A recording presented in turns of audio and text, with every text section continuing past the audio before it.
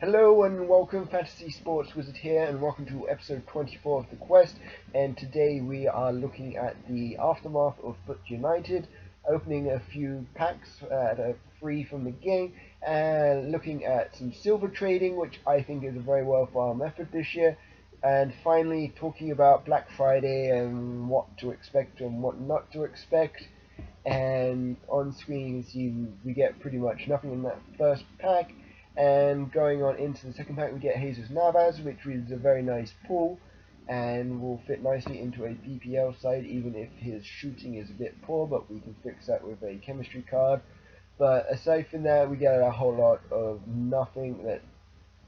The contracts are signed that we're going to be able to store on the club and use at a later date when our players run out of contracts.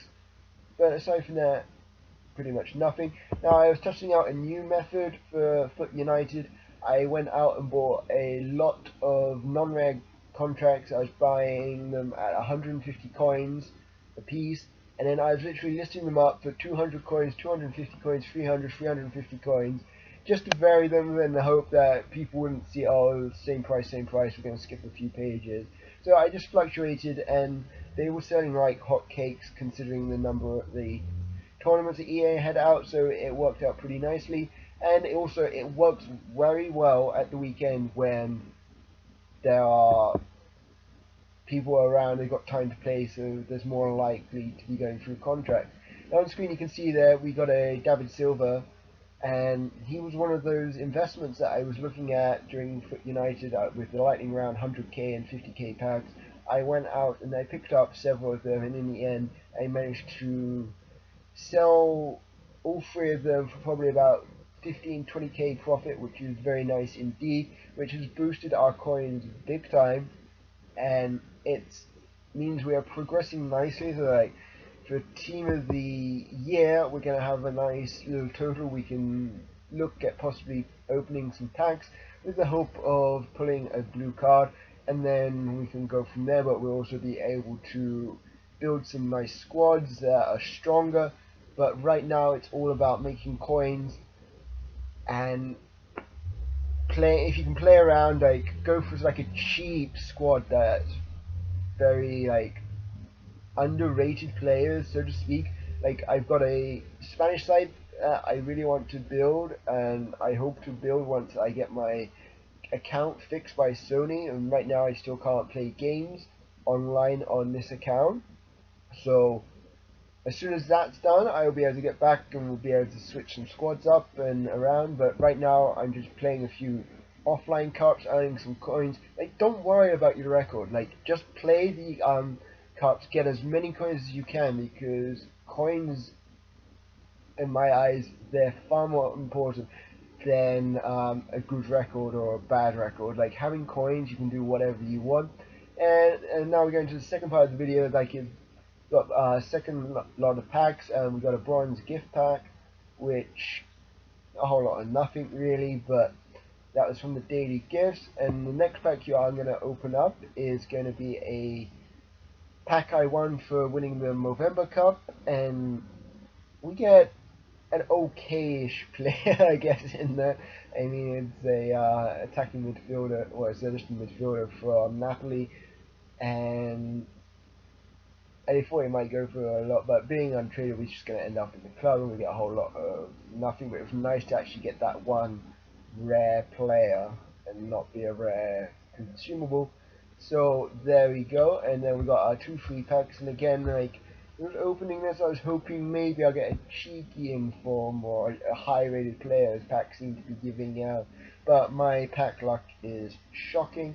And on screen you can see we got a couple of duplicates there that we're able to switch out and get coins from them, as those are untradeable going into our club, which is always very nice. Now,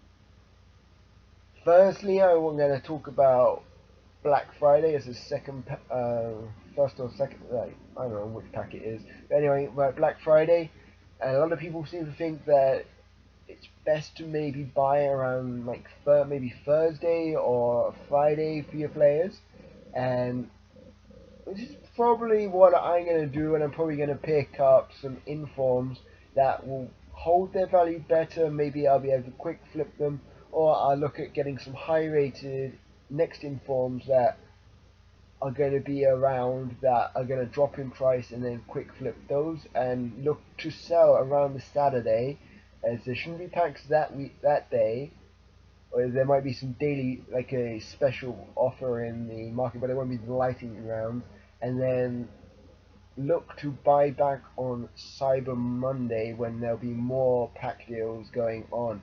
So that's what I think everyone should be doing, and I mean, that's what I kind of do, and I hope you're going to be doing the same thing, or maybe if you've got a better idea, please leave it in the comments below. We can possibly discuss that in a future video. And now for the final part of the video, I want to talk about silver trading. This method has been working very well for me. Basically, I've been looking up using like FUT for example, and checking out the lowest bins of players, and then the money making potential of this is a lot higher than competing over those gold next in forms.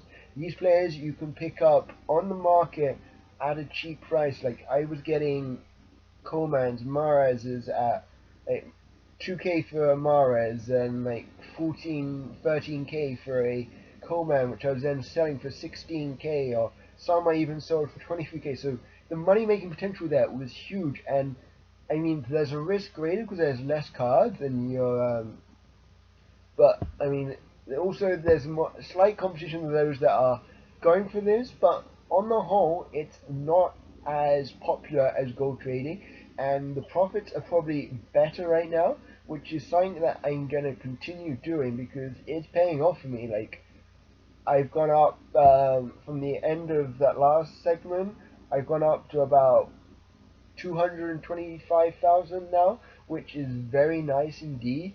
And on screen you can see that more of the players that I've been using, just pick them up on an open bid and make sure that you're selling them for under their lowest buy now, and you're going to make coins providing you buy them at a cheap enough price. They will sell. Like, people are so lazy, they'll pick up the lowest card, and Bob's your uncle. Now on screen you're seeing Roberto Firmino. He should be in this week's Team of the Week, but for some bizarre reason EA decided not to. But he had a fantastic game against Man City, and I was capitalizing on that by picking up a few of him and just quick flipping him for a several thousand profit.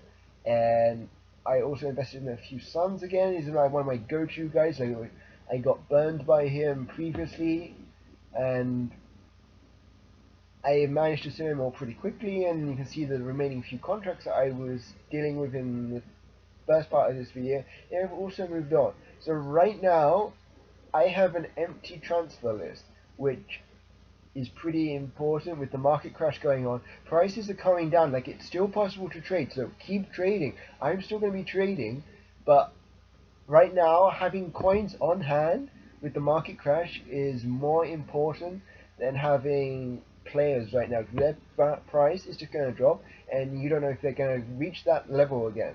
So this is why, like, have the coins and then be just looking at quick flipping is probably the best method right now, and doing a bit of informed vesting. So as you can see, that's going to be the end of the video. I really appreciate your support, so if you enjoyed this, please leave a like, comment and subscribe, and I shall see you all next time. Bye!